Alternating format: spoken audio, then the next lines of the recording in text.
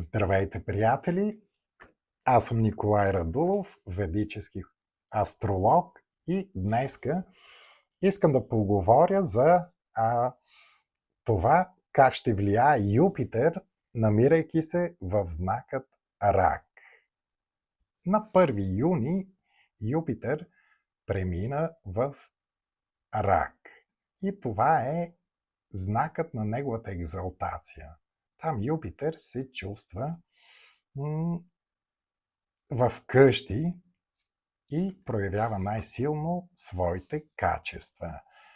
Там Юпитер ще остане до 26 юни 2027 година, т.е. една година. И за да разберем как ще ни повлияе Юпитер, който се намира в Рак, ние можем да си спомним какво се е случвало в живота ни преди 12 години. Цикълът на Юпитер е 12 годишен, той остава във всеки знак средно по около една година. Така, аз лесно мога да кажа, в моя живот 2014 година имаше, аз имах интерес към психологията, астрологията, към духовното развитие и източната философия. Да, по това време живеех на друго място и имахме ежеседмични събирания и обсъждахме тези теми. Така, аз съм погледнал в интернет какво се е случвало в България, въпреки че за всеки това влияние на Юпитер е различно, но като цяло за България аз прочетах крах на банката КТБ, в политиката е имало избори, кабинета Орешарски, нови избори, наводнение в Варна, в квартала Спарухово. Да. По същия начин можем да погледнем какво се е случило, когато друга бавна планета се е намирала на същото място. Това е леко отклонение, което също има връзка с днешната тема. Сатурн, който се намира в знакът Риби. 1998-99 година. Сатурн остава 2 години и половина във всеки знак. Той е бил на същото място, така в България има деноминация на лева тогава. От 1000 лева става 1 лев.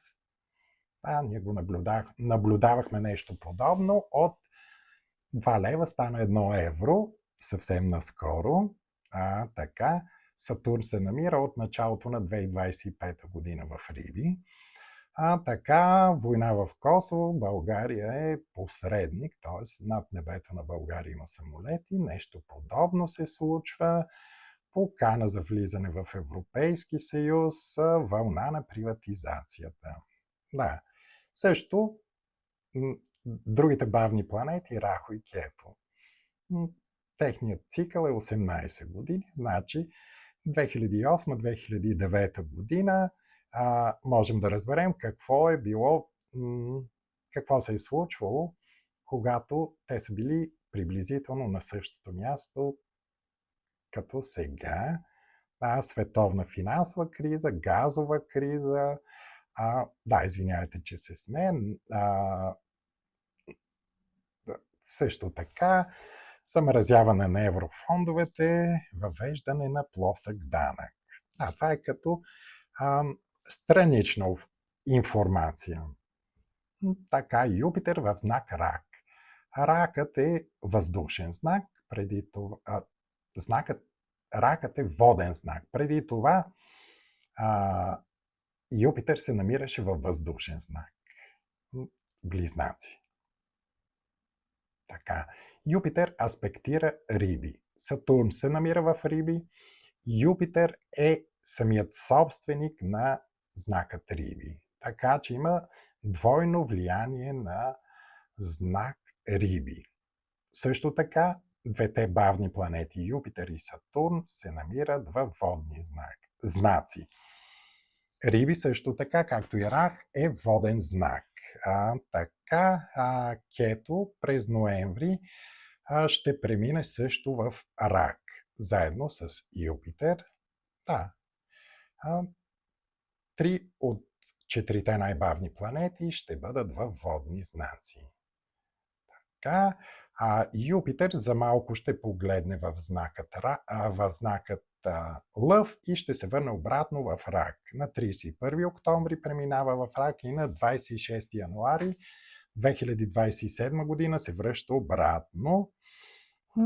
И за да разберем какво ще бъде влиянието на Юпитер в Рак, първо нека да разкажа кратко влиянието на Сатурн в знакът Риби. Той вече се намира около година и половина и това негово пребиваване може да предизвика невъзможност да намираме смисъла,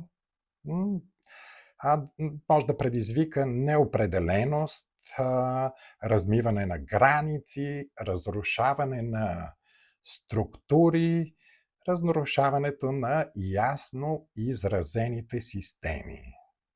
Това е неговото влияние.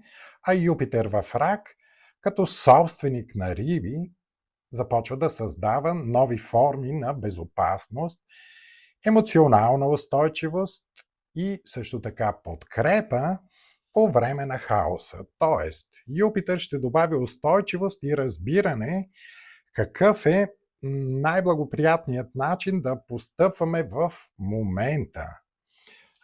Например, чрез създаването на близки и устойчиви връзки, създаването на затворени групи, съставени от съмишленици, където ние винаги можем да бъдем чути, също така можем да получим подкрепа.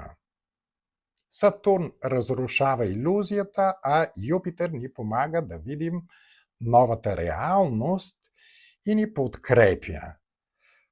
И така ние получаваме неговата поддръжка. И така, аз разказвам накратко за основните тенденции.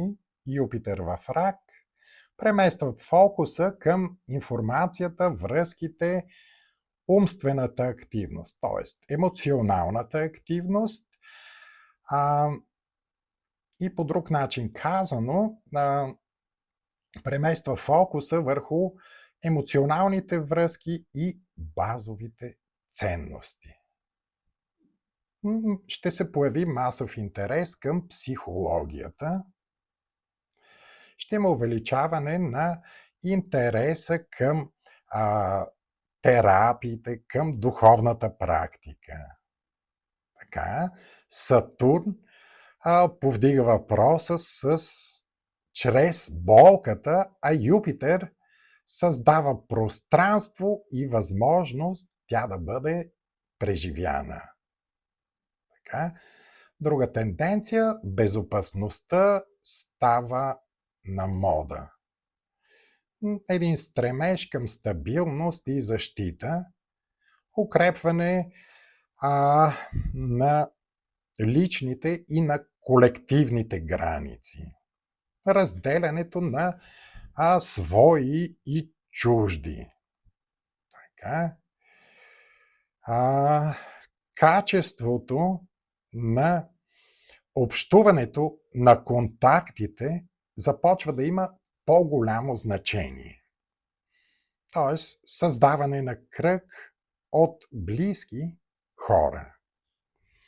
Така, също така, на дневен ред идва поддръжката на семейството, на децата, увеличаването на социалните грижи, също така усилване на грижата и защитата на населението. Така, започваме да ценим също така своят уют, своят дом. Жилището, това уютно пространство става приоритет. Да, недвижимата собственост и земята ще продължат да бъдат в центъра. Така, създаването на собствен свят вместо интеграция в обществото. Да, това е интересно. Така, на мода излиза личното пространство и емоционалното възстановяване. Така. Също така започваме да се интересуваме от нашия произход, от културата, от традицията. Засилва се интересът също така, освен към традициите и към националната и семейната идентичност. Така, като цяло на мода излизат психологията, терапията, емоционалният интелект. Фокусът е върху състоянието ни, върху интуицията, върху самочувствието и по-малко върху логиката. Така. Също така, друга тенденция, аз искам да кажа, това беше главното, искам да добавя за това, че Юпитер 2025 година, 2026 година, от юни до юни, се намираше в знакът Близнаци и това е въздушен знак. И въздухът предизвиква хаос, развитие, нововъведение. Той подтиква към това.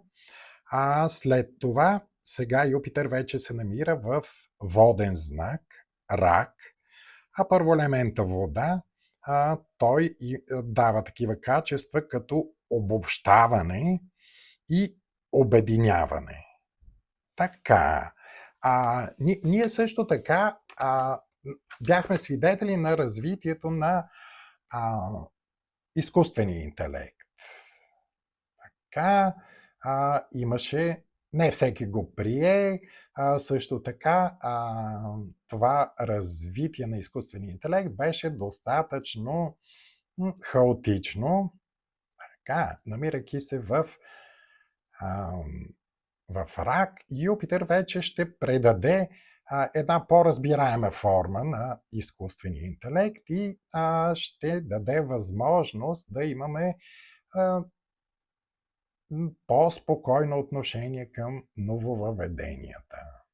Така, Кето преминава през ноември в знака Рак и Юпитер, след като се върне от знакът Лъв, те ще бъдат заедно в Рак.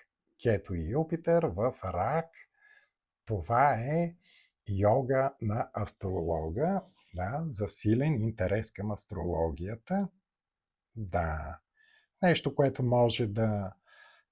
е нашумяло, но може да не е интересно на всеки. Конфликтът между Украйна и Русия започна 2014 година, когато Юпитер се намираше в Рак.